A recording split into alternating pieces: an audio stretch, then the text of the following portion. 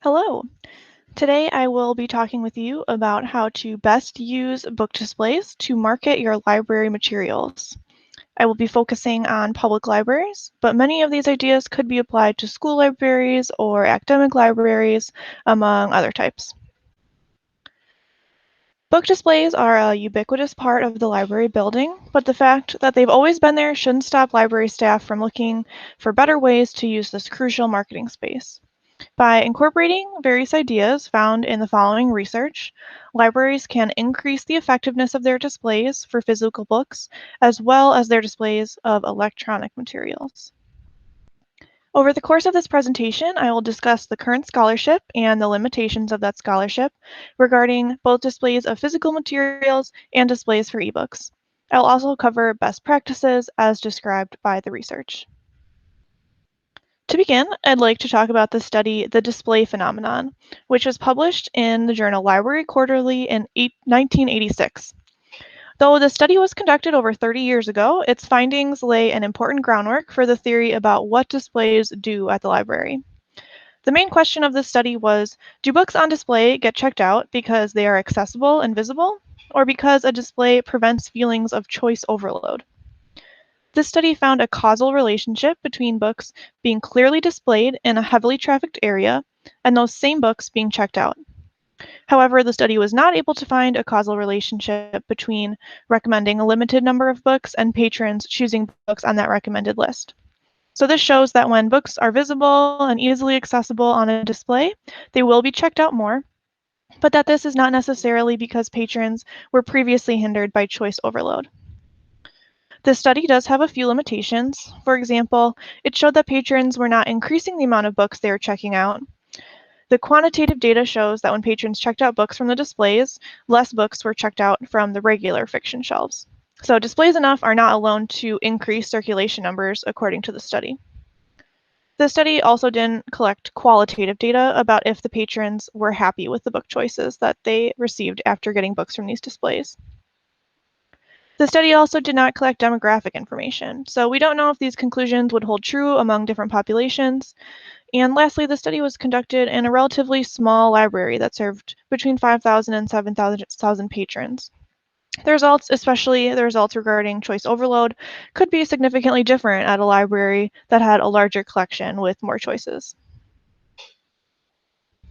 So, if the previous study, the display phenomenon, teaches us that patrons are likely to check out books from accessible and highly trafficked areas, how does a library capitalize on that idea by choosing the best place for a display?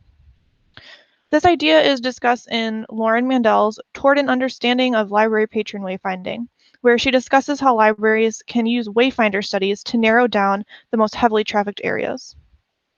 The study was conducted in a medium-sized library during a busy week based on the previous year's library usage statistics.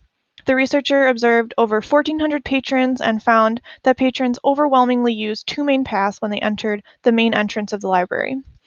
The most important marketing displays should be placed along those paths for maximum effect. The study also recommends making changes like widening aisles and removing unnecessary obstacles from these paths to make patron wayfinding even easier. Similar to the previous study, this study on wayfinding is also lacking in qualitative data. We know that patrons chose to use two main paths, but did they do this because other paths were blocked? Would they have taken another path if it was available? Would patrons suggest other paths if they were asked for input? Another fault of this study is its replicability in the average library setting. Most librarians will not have the staff or time to spend a week observing patron wayfinding. However, this study could be replicated informally at many libraries by using librarians' knowledge of patrons' behavior and just testing out different display locations. Though the study may be more involved than many libraries can reasonably take on, it does make the important point that in order for displays to be effective, librarians need to identify the most highly trafficked paths of the building. The previous two studies discussed foundational ideas about library displays, those ideas being why do patrons check out books on display, and where are the best places to put those displays. The next study I would like to discuss puts these ideas into practice in a bit more applicable way by showing libraries what lessons can be learned from their retail competition. The author's article, Margaret Sullivan, encourages libraries to think about the library through the eyes of retail. One way to do this is to use the numeric model. The numeric model looks at a collection from a purely economic standpoint. That is, are the materials that are taking up floor space doing their fair share to pay for that floor space? While in the library, we might not look at things from such a profit loss standpoint, it is valuable to ask the same questions when weeding. So questions like, is this book taking up space of a book that would circulate more or be more useful to my patrons? Sullivan warns against keeping things that just used to be used a lot or that librarians feel obligated to keep for whatever reason. Instead, she urges that we look at the numbers. Is this book circulating? When was the last time it was checked out? If it's not being used, then why is it taking up valuable shelf space? Secondly, Margaret Sullivan's article does a great job of explaining different floor layouts, particularly by comparing the boutique or soft aisle model that's shown in the top picture and the warehouse model that's shown in the bottom picture. If we take the conclusion from the article, the display phenomenon, seriously, that patrons are more likely to check out books that are easily visible and accessible, then libraries should do whatever they can to avoid warehouse-style shelving.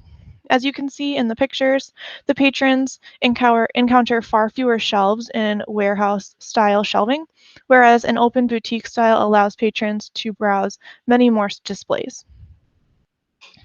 So obviously, libraries are going to be constrained by space, and many have no choice but to use large warehouse-style shelving. If this is the case, Sullivan recommends attempting to change your shelves at least to be angled at a diagonal, and even this will help improve browsing and access. So for the next portion of my presentation, I'd like to focus on emerging scholarship on how to create physical displays for a library's electronic collections. I personally use the library's digital materials quite a bit, whether that be online databases or ebook or audiobook downloads, but I don't think I've ever seen a display for a library's electronic collection. And this is a piece of marketing I think is being sorely overlooked, and libraries could really benefit from adopting some of the ideas in recent scholarship to improve usage of their digital collections. The first article I'd like to discuss is making physical objects clickable using mobile tags to enhance library displays. In this study, Laura Baker describes how the library at her small university was struggling to be used by students. They incorporated a display of some materials needed by all incoming freshmen and chose to display those materials using QR codes or quick response codes. Using this type of technology makes it very easy for students to access the materials and requires less effort from librarians because it requires managing less physical book circulation.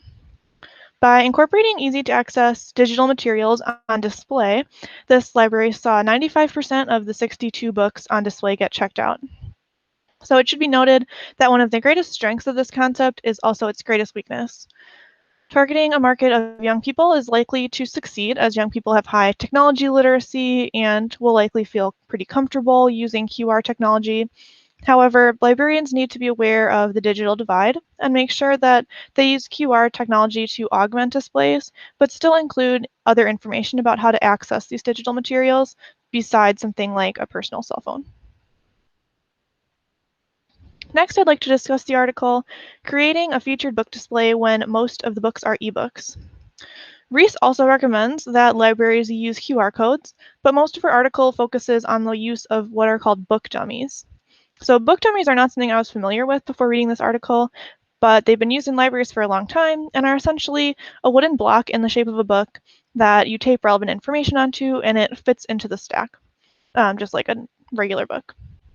So Reese's library decided to start using these book dummies to craft physical displays of ebooks and online-only journals, and also posted flyers around the library of which electronic materials were being highlighted that month. So these displays were very successful, and the library received lots of feedback from people, people who are even just coming back to the library every month to see what new ebooks were being promoted. So this article does discuss how it was difficult for them to find software to track usage and circulation. So the article doesn't include any type of quantitative data. Um, They also point out that this type of a display does need a dedicated space, which might be difficult for libraries to find. Reese's library started out with the display tucked in within one of the stacks, but patrons didn't see it and it didn't generate any attention. Finally, they moved their display to a designated display table as seen in the picture, and that's when this really took off. So now that I've discussed various articles about library displays, how does someone actually use this information practically going forward? The first thing to consider when making a display is, what is your goal? Are there books that you consider hidden treasures that you're trying to highlight? Are you trying to get reluctant readers to pick up a book? Make sure that you aren't putting so much effort into creating a cute and artsy display that the actual content suffers. Like Merriman Scott says, don't work so hard chasing the ball that you forget about the actual goal. Your goal should always be to serve patrons, and that should be the center of your display goals. Next, you have to consider patron wayfinding. Are patrons able to browse easily in your library? What are the natural paths that people take after walking in the door? And after considering these questions, you may have to move shelving around or get creative with how you place displays. But do whatever you can to get your displays in the most highly trafficked areas. Thirdly, you must consider inclusion and diversity when creating your display. First, basic accessibility is a must. Can a wheelchair user access these books? Is the signage large? Is it in multiple languages? Next, consider the types of book people on the book covers. Not even just within the books themselves, but what are people seeing when they're looking at the book covers on your display? Are they different races? Are there multiple body types? All different ages? Are they doing different things? So make sure your book covers are not only showcasing one type of person. You want to showcase a whole range of things on your book covers. The same idea goes for the authors in the books displayed. Is there a diverse range of people represented as authors? Lastly, are all types of book formats represented and all media formats? Displays don't only have to include one format. It can be really effective to mix DVDs, physical books, QR codes for audiobooks, all different types of formats in one display. Similarly, don't feel like you have to keep your display to only one collection. So you don't only have to display adult fiction. Many adults read YA. All different sorts of people read graphic novels. All different ages read children's books. If it fits what you want out of your display, go ahead, mix and match, take from all sorts of your library's collections. So I chose to focus this presentation less on the specifics of different display ideas, because those ideas are readily available all over the internet. I added some pictures here of displays that I think are clever. You don't need to reinvent the wheel every time you come up with a display. There are lots of people on the internet willing to share ideas with you. So you should just have fun and highlight the best of your collections. So in conclusion, when thinking about displays, I have 3 takeaways.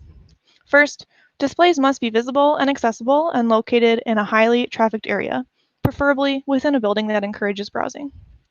Secondly, libraries should use QR codes to create physical displays of their digital collections. And thirdly, librarians must carefully consider issues of inclusivity and representation every time they create a display. So I just have a few discussion questions for you to mull over after this presentation. So the first thing I want you to think about is choose a type of library. So a small rural library, an academic library, a medium-sized branch library. So what are the obstacles within that specific building for creating a good display? And then secondly, what are the benefits to working within that type of a building? So think about both sides of it. And secondly, I'd just like you to think back and think of a memorable library display that you've seen. What was memorable about it? Why did you like it? Just kind of thinking about sharing ideas on how we can all work to create better displays. And I look forward to engaging with you in the discussions.